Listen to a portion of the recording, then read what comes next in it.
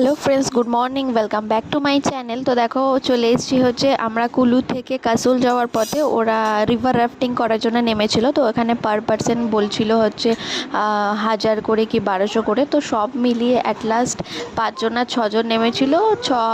কত হয়েছিল সব মিলিয়ে 7-8 জন নেমেছিল, সব মিলিয়ে 5000 না 6000 দেওয়া হয়েছিল। অনেকটাই কম করা হয়েছিল। তো কত মিটারের মধ্যে গেলে এতটা লাগবে। একটা লং ড্রাইভ আছে, একটা শর্ট ড্রাইভ আছে। তো দেখো ওরা প্রপার রেডি, ওদের ড্রেস আপও করেছে, ড্রেস আপ হয়ে গেছে অলরেডি। সবাইকে বলা হয়েছিল শর্ট ড্রেস পরতে।